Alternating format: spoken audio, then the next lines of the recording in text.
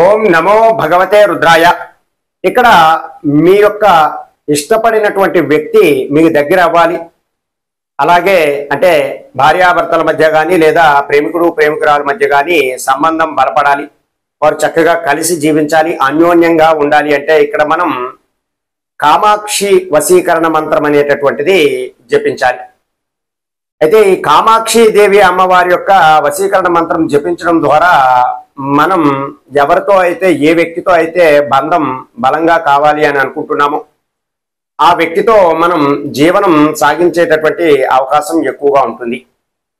ఎక్కువగా భార్యాభర్తల మధ్య ఈ మంత్రం అనేటటువంటిది చాలా చక్కగా పనిచేస్తుంది. దీనిని మంచి ప్రయోజనాలకు మాత్రమే వాడుకోవాలి. ఇది చాలా శక్తివంతమైనటువంటి మంత్రము. ఇది మాయా కామాక్షి వశీకరణ మంత్రం. మాయా అంటే మనం ఒక భ్రమలో ఉంటాం. అంటే ఒక వ్యక్తి మనం ఇష్టపడుతూ ఉన్నప్పుడు ఆ వ్యక్తి మనకి దగ్గర కావాలి, మనతోనే ఉండాలి అనేటటువంటి భావన మనకి కలుగుతూ ఉంటుంది. అటువంటి సందర్భాలలో ఈ యొక్క మంత్ర జపం చేసుకుంటూ ఒక తాంత్రిక విధంగా కొంత మంత్ర జపం అనేటటువంటిది చేసుకోవాలి. అది ఏ రోజు చేసుకోవాలి? ఆదివారం చిత్తా నక్షత్రం ఉన్నప్పుడు మొదలు పెట్టాలి, లేదా సోమవారం స్వాతి నక్షత్రం ఉన్న రోజు మొదలు పెట్టాలి, లేదా పుష్యమి నక్షత్రం రోజైనా మొదలు పెట్టవచ్చు. మనకి మన యొక్క క్యాలెండర్లో ఉన్నట్టుగా ఏ రోజు ఏ నక్షత్రం పడుతున్నది అనేటటువంటిది మనం గమనించుకుని ఆ సమయాలలో ఈ మంత్ర జపం అనేటటువంటిది ప్రారంభించుకున్నా సరే మంచి ఫలితాలు అనేటటువంటివి ఉంటాయి.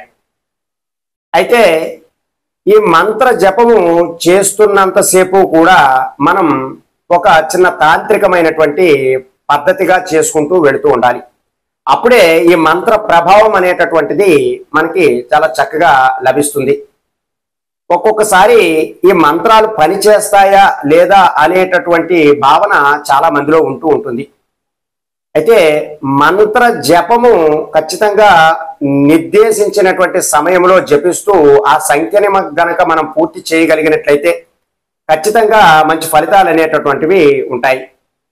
పూర్వకాలంలో ఒక బ్రాహ్మణుడు గాయత్రీ దేవి యొక్క మంత్రాన్ని జపిస్తూ నేను అమ్మవారిని ఎలా అయినా సరే దర్శనం చేసుకోవాలి, ఆ అమ్మవారు నాకు దర్శనం కావాలి అనేటటువంటి ఉద్దేశంతో ఆ బ్రాహ్మణుడు 24 లక్షల పాటు అమ్మవారి యొక్క గాయత్రి మంత్రాన్ని జపించాడు.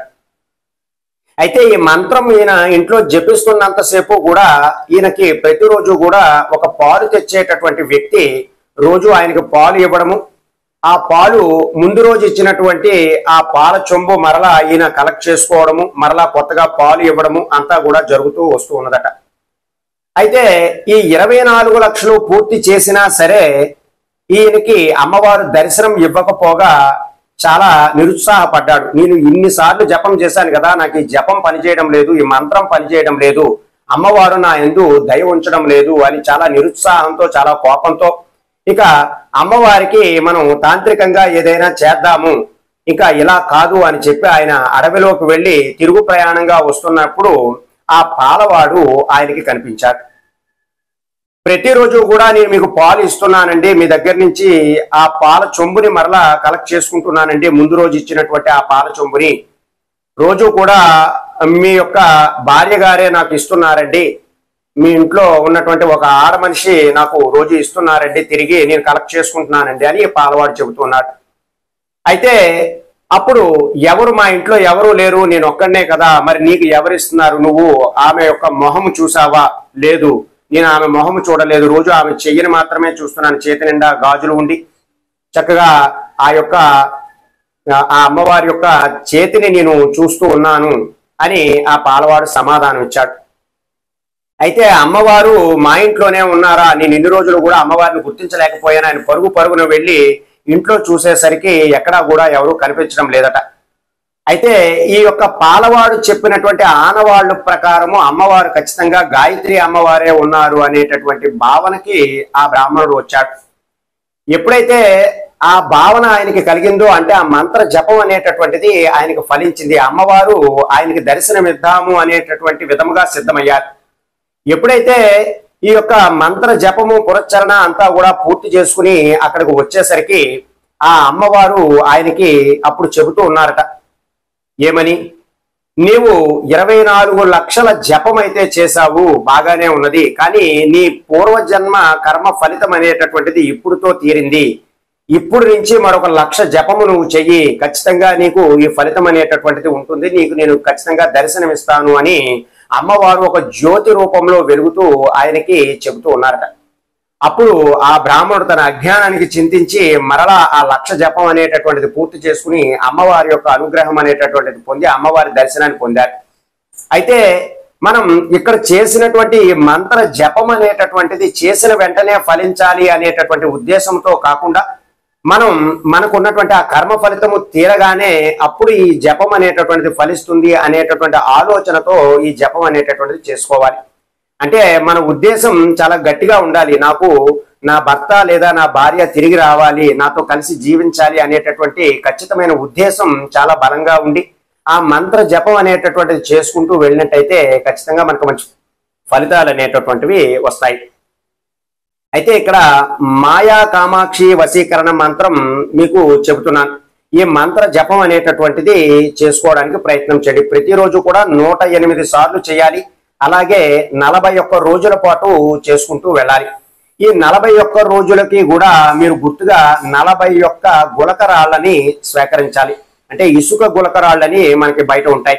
ఆ ఇసుక గులకరాళ్ళని మనం ఈ యొక్క పూజా మందిరంలో పెట్టుకుని, మీరు ఏ రోజునైతే ప్రారంభిస్తున్నారో, ఇప్పుడు నేను చెప్పాను కదా, సోమవారం మనకి స్వాతి నక్షత్రము, ఆదివారం చిత్తా నక్షత్రము లేదా పుష్యమి నక్షత్రం నాడు ఈ మంత్ర జపం అనేటటువంటిది ప్రారంభించాలి.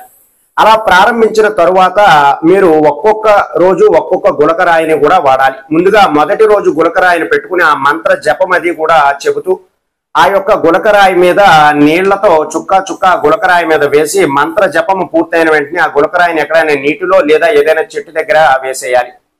ఇలా మీరు 41 రోజుల పాటు కంటిన్యూగా ఈ ప్రాసెస్ అనేటటువంటిది చేసుకుంటూ వెళ్ళాలి.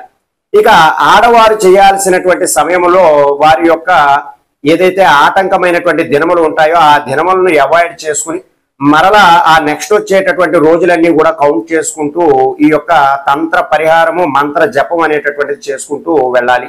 ఆ మంత్రం ఏమిటి అంటే, ఓం నమో కామాక్షి దేవ్యో సర్వ విఘ్నహరో దేవ్యో సర్వ ఉపద్రవనాశన నమో దీర్ఘాయుషం కురు ఇచ్చిత కార్య సాధయ సాధయ ఫట్ స్వాహ. మరొకసారి చెబుతున్నాను, ఆ మంత్రం చూడండి. ఓం నమో కామాక్షి దేవ్యో సర్వ విఘ్నహరో దేవ్యో సర్వ ఉపద్రవనాశన నమో దీర్ఘాయుషం కురు ఇచ్చిత కార్య సాధయ సాధయ ఫట్ స్వాహ. ఈ మంత్ర జపం అనేటటువంటిది మీరు చేసుకోండి. చక్కనైనటువంటి ఫలితాలు పొందడానికి ప్రయత్నం చేయండి. సర్వే జనా సుఖినో భవంతు. శుభం.